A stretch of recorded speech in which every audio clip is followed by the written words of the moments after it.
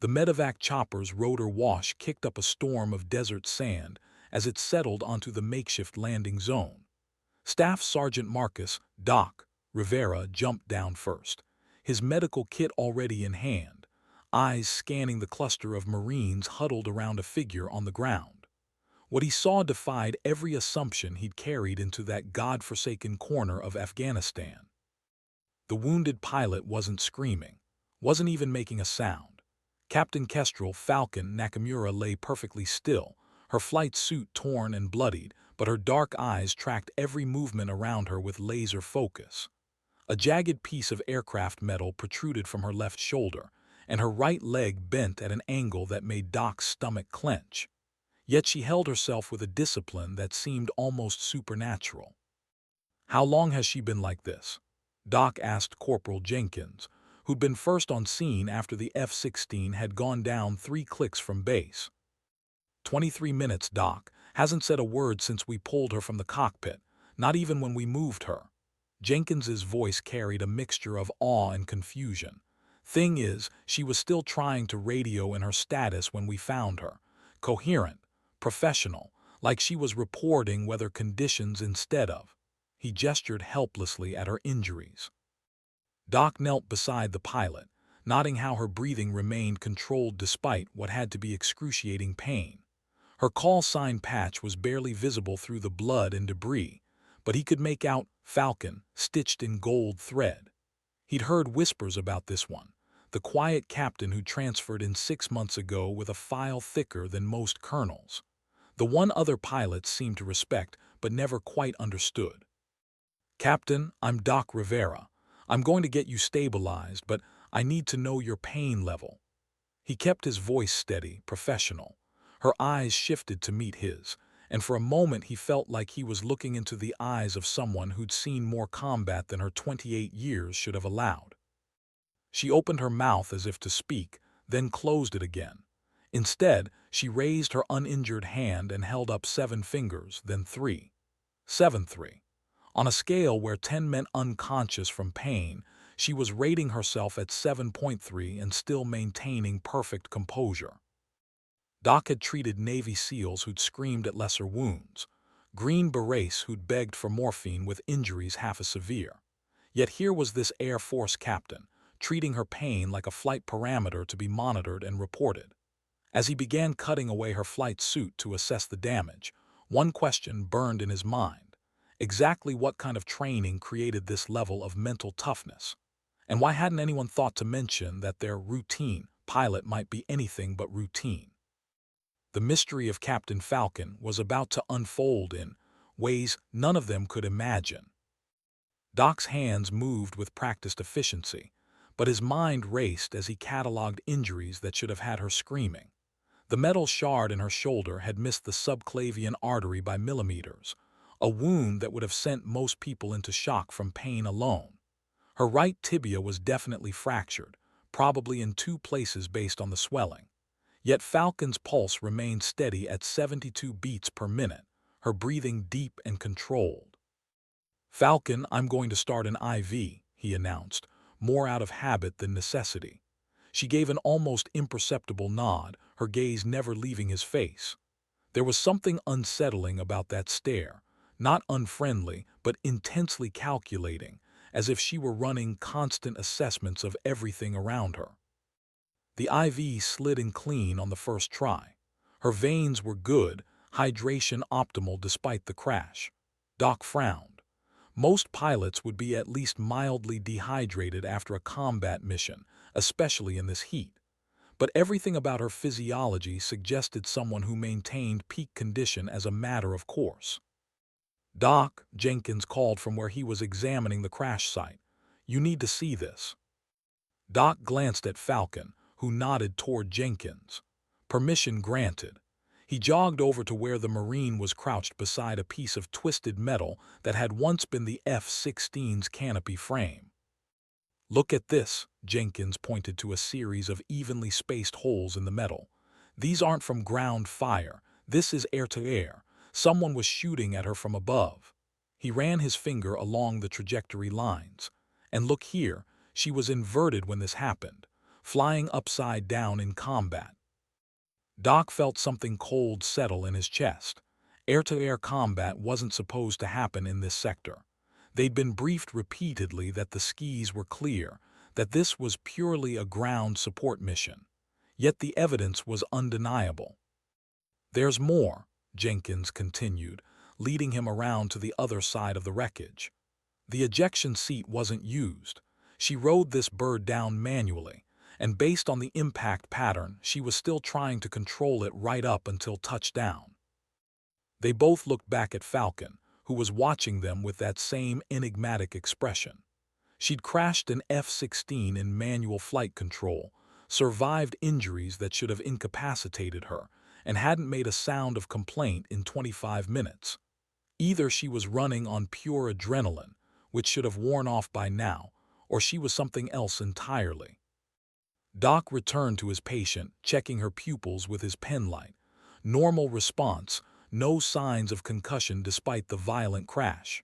"Captain, did you encounter enemy aircraft up there?"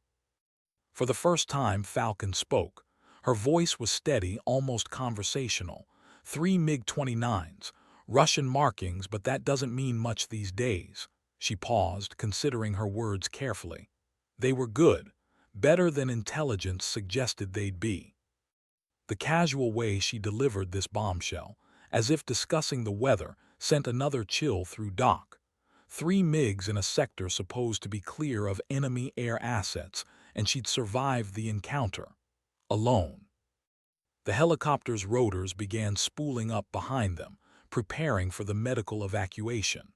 But Doc found himself reluctant to move his patient just yet. Something told him that once they got back to base, once the debriefing started, he might never get the chance to ask the question that was burning in his mind. "Captain," he said quietly, leaning closer so the others couldn't hear, "what exactly is your training background?" Falcon's expression didn't change, but something shifted in her eyes. A flicker of, what? Amusement, recognition. After a long moment, she spoke 2 words that would haunt Doc for the rest of his military career. "That's classified." The medevac lifted off 15 minutes later, carrying its silent cargo toward the trauma center at Bagram Airfield. But for those who'd witnessed the aftermath of her crash, Captain Kestrel Nakamura had become something more than just another pilot. She'd become a puzzle wrapped in Kevlar and wrapped in mystery. Doc watched the helicopter disappear into the afternoon haze, Jenkins beside him shaking his head in bewilderment. Neither man spoke, but both were thinking the same thing. They just encountered something outside their understanding of what was possible in the human response to combat stress and injury. Back at base, the initial reports were filed with clinical precision. Aircraft lost due to enemy action. Pilot recovered with moderate injuries. Standard medevac protocols followed. But between the lines of those dry reports lay a story that wouldn't stay buried for long. In the intelligence hut, Major Sarah Hendricks was already pulling Falcon's file, her security clearance barely sufficient to access the opening pages. What she found there made her reach for her secure phone to place a call to a number most people in theater didn't know existed. "We have a situation," she said when the line connected. "One of yours just went down in Sector 7. She's alive, but her cover might be blown." A pause as she listened to the voice on the other end. "Yes, sir, I understand. How soon can you get here?" The response made her glance around the empty hut nervously. "That's impossible. Nobody moves that fast unless—" She stopped talking, her face going pale as the implications hit her. Jesus Christ, what exactly did we just stumble into? 3 time zones away, in a building that didn't officially exist, a different kind of emergency protocol was being activated. Captain Kestrel Nakamura wasn't just any Air Force pilot, and her shoot-down wasn't just another combat incident. It was a potential exposure of one of the military's most closely guarded secrets, a program so classified that most generals weren't aware of its existence. The wheels were already in motion to contain the situation, but containment was going to be complicated. Too many people had seen too much, and Falcon herself had never been trained for this kind of exposure. She'd been trained for infiltration, for blending in, for operating in deep cover for months at a time. But she'd never been trained for lying wounded in a military hospital, where curious medics might start asking inconvenient questions about her pain tolerance, her physiological responses, or her training background. In 6 hours, a team would arrive at Bagram that didn't appear on any flight manifests. They would carry credentials that opened every door and silenced every question. But 6 hours was a long time in military medicine, and Doc Rivera was exactly the kind of medic who noticed things that didn't add up. The race between curiosity and classified secrecy was about to begin. Doc had seen enough combat casualties to recognize the signs of shock, pain, and trauma. He'd also seen enough special operations personnel to recognize the signs of advanced training. What he'd never seen was someone who displayed the physiological markers of both elite conditioning and severe injury simultaneously, without any of the expected psychological responses. Captain Falcon lay in bed 3 of the trauma ward, her shoulder immobilized and her leg elevated, but her vitals remained as steady as if she were sleeping peacefully at home. No elevated heart rate, no stress hormones flooding her system, no signs of the hypervigilance that usually accompanied recent combat exposure. It was medically impossible, yet there it was on every monitor in the room.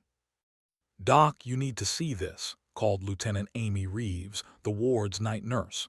She was staring at Falcon's chart with a confused expression. "Her blood work came back, and I think the lab made a mistake." Doc walked over, expecting to see elevated white cell counts or other indicators of systemic stress. Instead, he found values that belonged to an Olympic athlete in peak training condition. Lactate levels normal, cortisol baseline, creatine kinase, the enzyme that spiked when muscles were damaged, barely elevated despite the crash trauma. "Run it again," he instructed, "and add a full tox screen." "Already did, same results, and Doc, the tox screen came back negative for everything except." Reeves paused, checking her notes. "This is weird. She has elevated levels of synthetic compounds I can't identify. The lab says they look like advanced nootropics, but the molecular structures don't match anything in their database." Doc felt that familiar chill again. Nootropics were cognitive enhancers, used experimentally by some special forces units to improve focus and decision-making under stress. But the military's nootropic programs were highly classified, and their use required specific authorization chains that didn't include routine Air Force pilots. He walked back to Falcon's bedside. Her eyes were closed, but her breathing pattern suggested she was awake and listening. "Captain, I need to ask you about your medical history. Have you been taking any medications or supplements?" Her eyes opened, fixing on his with that same unsettling intensity. "Standard flight supplements only, Doc. Multivitamin, omega-3s, nothing exotic." She was lying. Doc had enough experience with special operations personnel to recognize the careful phrasing, the technically truthful answer that revealed nothing useful. But he also recognized something else in her voice, a subtle strain that suggested her perfect composure was requiring effort to maintain. "Captain, your blood chemistry is showing some unusual markers. I need to know what I'm dealing with so I can treat you properly." Falcon was quiet for a long moment, studying his face. Finally, she spoke, her voice barely above a whisper. "Doc, how long have you been treating special operations personnel?" The question caught him off guard. 8 years, why? "Then you know that sometimes there are medical protocols you're not cleared to know about, and you know that asking too many questions can get people hurt." She paused, letting the implication sink in. "I'm asking you to trust that I know my own body and that my current condition is within acceptable parameters for my specific situation."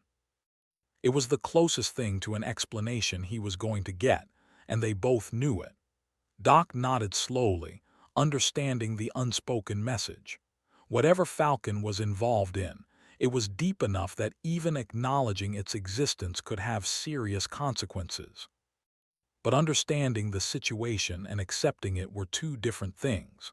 As he made his rounds for the rest of the night, Doc found himself unable to shake the feeling that he was missing something crucial, something that might be important not just for Falcon's treatment, but for the safety of everyone on base. At 300 hours, his instincts would prove correct.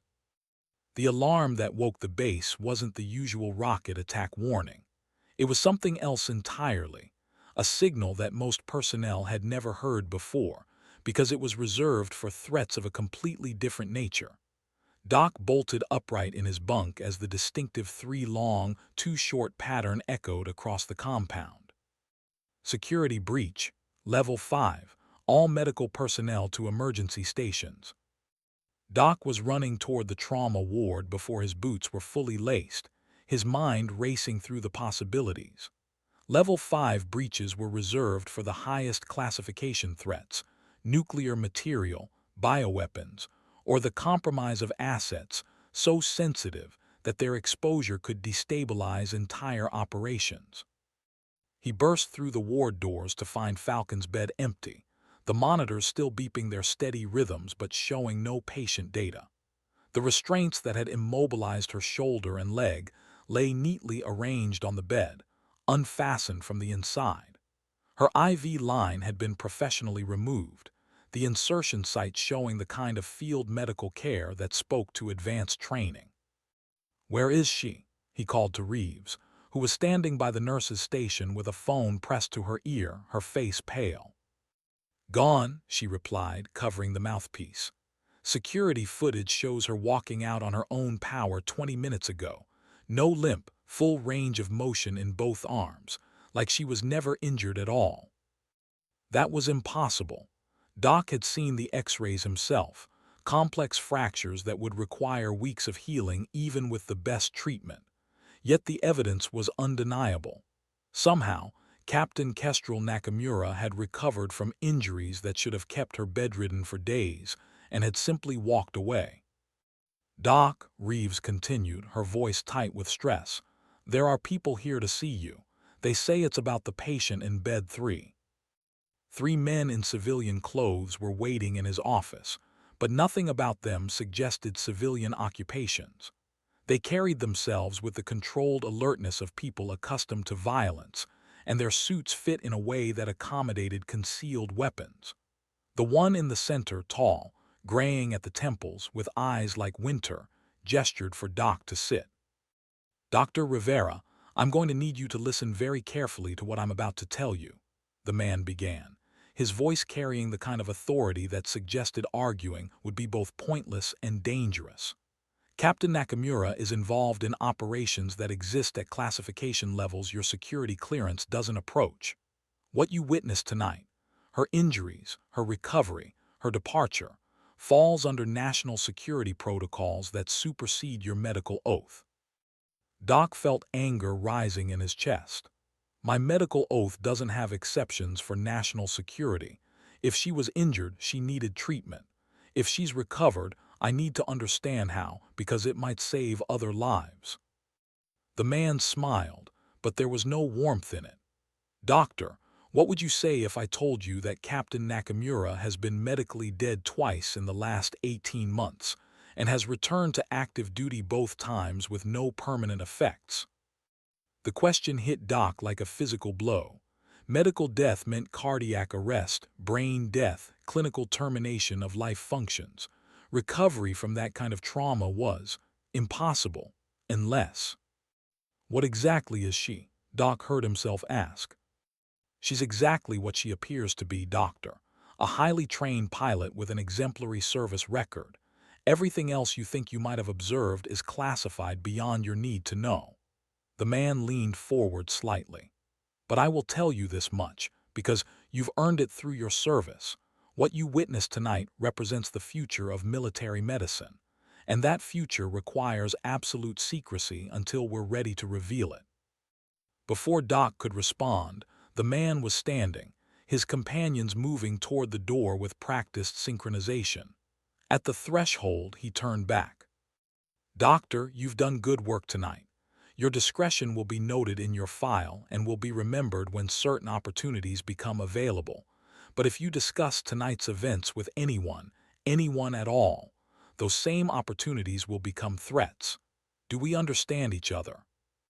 Doc nodded, not trusting his voice. The implications were staggering, impossible, and absolutely convincing all at the same time. Whatever Captain Falcon was involved in, it was changing the fundamental rules of human physiology. And apparently, it was changing the rules of military medicine as well. As the door closed behind the three men, Doc slumped in his chair, his mind reeling. In 8 years of treating special operations personnel, he thought he'd seen the limits of what advanced training could accomplish. Tonight, he'd learned that those limits were farther out than he'd ever imagined. And somewhere in the darkness beyond the base perimeter, Captain Kestrel Nakamura was moving through the Afghan night with impossible grace, carrying secrets that could reshape the future of warfare itself. The next morning brought a different kind of revelation. Doc arrived at the trauma ward to find a new patient in bed 3, a Marine corporal with shrapnel wounds from an IED strike. The bed had been completely sanitized, new linens installed, and every trace of the previous night's occupant erased. Even the medical waste containers had been replaced. But in the corner of the room, where the morning light struck the floor at just the right angle, Doc noticed something that the cleanup crew had missed. 4 small drops of blood, dried to a dark brown, arranged in a pattern that spoke to medical training rather than random spatter. He knelt to examine them more closely and felt his breath catch. The drops formed a perfect square, each precisely placed. In military medical training, that pattern had a specific meaning. It was how special operations medics marked secure blood samples for advanced laboratory analysis. It was a sign that said, "This blood is important. This blood contains secrets." Captain Falcon had left him a message, hidden in plain sight and disguised as an oversight. She was telling him that the blood work they'd done on her, the impossible chemistry, the unidentifiable compounds, hadn't been an anomaly. It had been a glimpse into a program that was rewriting the rules of human performance. Doc collected the samples carefully, sealing them in a container that wouldn't appear on any medical inventory. Whatever those compounds were, they deserved further study. But more importantly, Falcon's message suggested that she wanted them studied, that despite the warnings and threats from the men in suits, she believed the medical community needed to understand what was happening. That afternoon, Doc made a decision that would change the trajectory of his career and possibly his life. He packaged the blood samples with detailed notes about Falcon's physiological responses, her impossible recovery rate, and the timeline of her injuries. Then he sent them to a contact at Walter Reed Medical Center, a researcher he trusted to ask the right questions without asking too many questions. The response came back within 48 hours, delivered through encrypted channels that spoke to the sensitivity of the findings. Dr. Sarah Chen's message was brief but shocking. "The compounds in your samples don't exist in any database I can access, but they're not random, they're designed, engineered, and they're interacting with human DNA in ways that should be impossible. We need to talk." Doc realized he was holding evidence of a biological program that went far beyond advanced training or experimental medications. The compounds in Falcon's blood suggested genetic modification, cellular enhancement, or both. He was looking at proof that the military had achieved breakthroughs in human performance that existed decades ahead of public scientific understanding. But he was also looking at proof that Captain Kestrel Nakamura was no longer entirely human, at least not in the conventional sense. Whatever she'd become, she represented a new form of warfare, soldiers who could survive impossible injuries, recover from clinical death, and operate at performance levels that bordered on superhuman. The ethical implications were staggering. The medical implications were revolutionary, and the security implications were terrifying. If other nations developed similar capabilities, traditional warfare would become obsolete overnight. Doc encrypted Dr. Chen's findings and locked them in a secure server, then made another difficult decision. He began monitoring military communication channels, looking for any mention of unusual pilot activities or unexplained combat outcomes. If Falcon was part of a program, she wouldn't be the only enhanced soldier in the field. And if other enhanced personnel were operating in Afghanistan, they might eventually need medical care that their regular doctors weren't equipped to provide. Within a week, his monitoring paid off. References to Asset Falcon began appearing in classified traffic, along with mentions of mission parameters that didn't match standard Air Force protocols. More importantly, he began seeing medical evacuation requests that followed unusual patterns, personnel with impossible survival rates, recovery times that defied medical understanding, and blood chemistry that required specialized consultation. Captain Falcon wasn't alone. She was part of something bigger, something that was quietly changing the nature of military operations around the world. And Doc was beginning to understand that his encounter with her hadn't been an accident. She'd been trying to tell him something, leaving him clues that would lead him deeper into a world where the line between human and superhuman was blurring beyond recognition. The question was whether he was brave enough, or foolish enough, to follow those clues to their inevitable conclusion. 2 weeks after Falcon's disappearance, Doc received an unexpected visitor. Colonel James Morrison, the base's senior medical officer, appeared in his office without an appointment, carrying a file folder and wearing an expression that suggested serious conversation. "Doc, I need to ask you about a patient you treated recently, Captain Nakamura." Morrison settled into a chair with the careful movements of someone who'd spent too many years in combat zones. "I've been getting inquiries about her medical treatment, and I want to make sure our documentation is complete." Doc chose his words carefully. "Standard trauma care, sir. Shoulder and leg injuries from an aircraft accident. She recovered well and was transferred to higher-level care." "That's interesting." Morrison opened the file folder, revealing a stack of photographs that made Doc's blood run cold. Because according to these satellite images, Captain Nakamura never left Afghanistan. In fact, she appears to have been conducting solo reconnaissance missions in sectors that are supposed to be off-limits to all personnel. The photographs showed a lone figure moving through terrain that would challenge a full Marine squad. High-altitude shots captured someone traversing mountain passes that required technical climbing skills, crossing rivers in full gear, and navigating hostile territory with no visible support equipment. The figure's movements were fluid, efficient, and impossibly fast. "Sir, that could be anyone," Doc offered, though he recognized the distinctive gait pattern even from satellite altitude. "Could be," Morrison agreed, "except for this." He slid another photograph across the desk.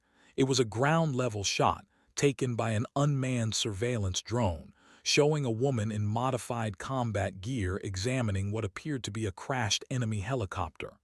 Her face was clearly visible, as was the call sign patch on her shoulder, Falcon. "She's operating in territory where the ambient temperature is -15 Celsius, at an altitude where most personnel require supplemental oxygen, and she's showing no signs of environmental stress," Morrison continued. "Her heart rate, based on thermal imaging analysis, is 68 beats per minute. That's resting pulse for a healthy adult at sea level." Doc stared at the photographs, his mind racing through the physiological impossibilities they represented. High-altitude operations required acclimatization periods measured in weeks. Cold weather survival in those conditions required specialized equipment and careful monitoring of core body temperature. Yet Falcon appeared to be operating in that environment as casually as if she were taking a walk through a temperate climate. "Colonel, what exactly are you asking me?" Morrison leaned forward, his voice dropping to just above a whisper. "Doc, I've been in military medicine for 23 years. I've seen soldiers do impossible things under extreme stress, and I've treated personnel from programs that officially don't exist. But I've never seen anything like what these photos suggest." He paused, studying Doc's face. "I'm asking if you noticed anything unusual about Captain Nakamura's physiology during her treatment." The moment of truth had arrived.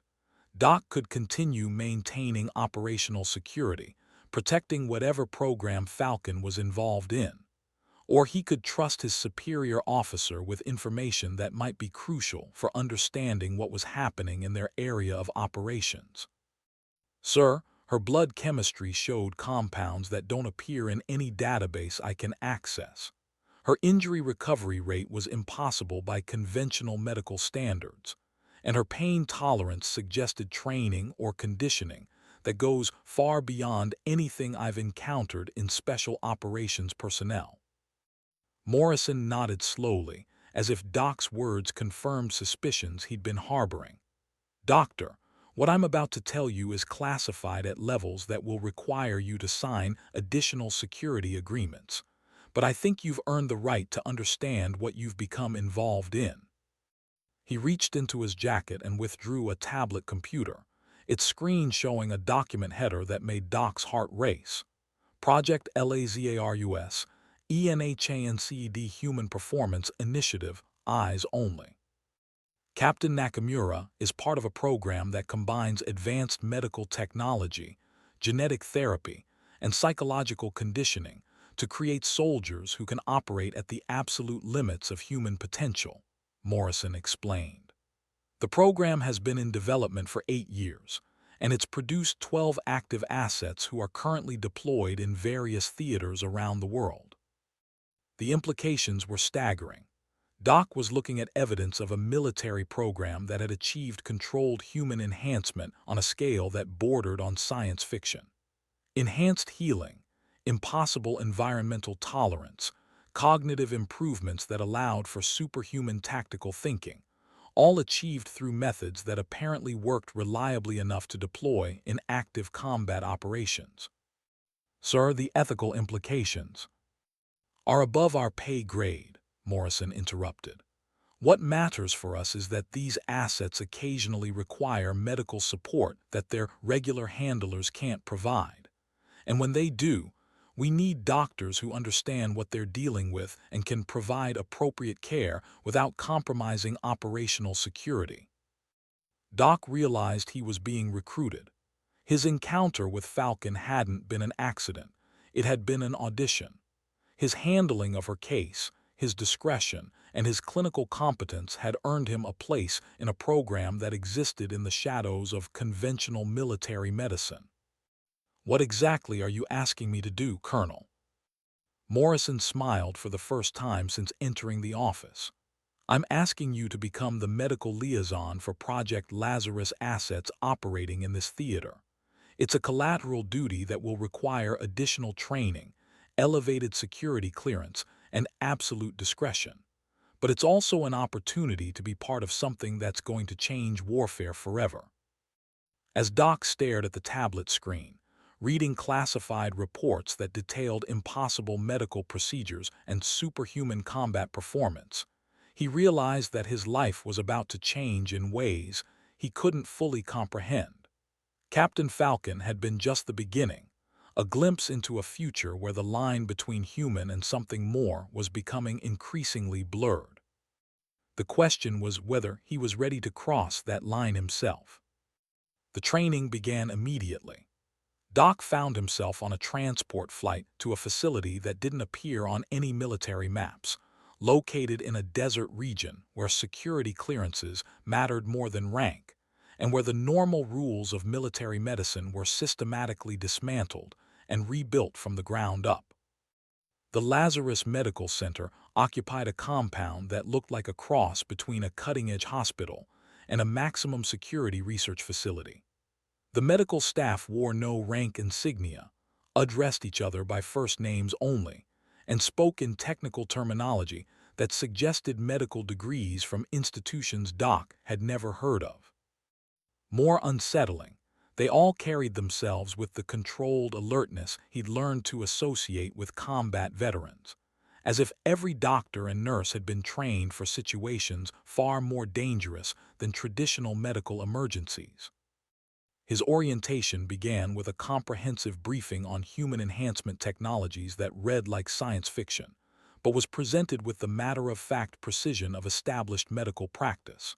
Genetic therapy that accelerated cellular repair, nanotechnology that could monitor and adjust body chemistry in real time, psychological conditioning that could override natural pain responses and fear reactions, neural enhancement that improved reaction times and cognitive processing. The key to understanding our patients, explained Dr. Rachel Martinez, the facility's chief medical officer, is recognizing that they're still fundamentally human. The enhancements don't change their core biology, they optimize it. Think of it as taking a high-performance engine and giving it better fuel, more efficient cooling, and upgraded control systems. Doc studied the case files he'd been given, each one representing a Lazarus asset who'd required medical intervention during the program's 8-year history. The injuries they'd sustained and recovered from defied conventional understanding: cardiac arrest during combat operations, with successful resuscitation after 12 minutes of clinical death; traumatic brain injuries that should have caused permanent disability, but resulted in full recovery within weeks; blood loss that should have been fatal, survived through enhanced coagulation and accelerated red blood cell production. How do they handle psychological trauma? Doc asked, thinking about the mental health challenges that plagued conventional special operations personnel. That's where the program gets really interesting, Martinez replied, pulling up a new set of files. Traditional PTSD results from the conflict between human psychological limits and combat stress. Our assets have those limits systematically expanded through controlled exposure and neural conditioning. They can experience the same traumatic events as conventional soldiers, but process them through enhanced cognitive frameworks that prevent long-term psychological damage. The files showed therapy sessions that looked more like advanced training scenarios than traditional counseling. Assets were exposed to controlled trauma situations, while their brain chemistry was monitored and adjusted in real time. Fear responses were analyzed, quantified, and gradually modified until the subjects could maintain operational effectiveness under conditions that would psychologically destroy conventional personnel. Doc found himself both fascinated and disturbed by the implications. The program had achieved something that military medicine had pursued for decades: soldiers who could survive impossible physical trauma and continue operating under psychological stress that would break normal human beings. But the cost appeared to be their fundamental humanity. Dr. Martinez, he said carefully, what happens to these people when their operational careers end? How do they reintegrate into civilian society? Her expression darkened slightly. That's still being studied. The program is young enough that we haven't had many assets reach retirement age, but early indicators suggest that the psychological conditioning that makes them effective in combat can make civilian adjustment challenging. She pulled up another file, this one marked with red warning indicators. Asset Phoenix was our first operational success. Enhanced healing, superior cognitive function, excellent combat performance for 6 years. But when we tried to transition him to civilian life last year, he experienced what we're calling enhancement dissociation disorder. His brain had become so accustomed to operating at superhuman levels that normal human interactions felt inadequate, meaningless.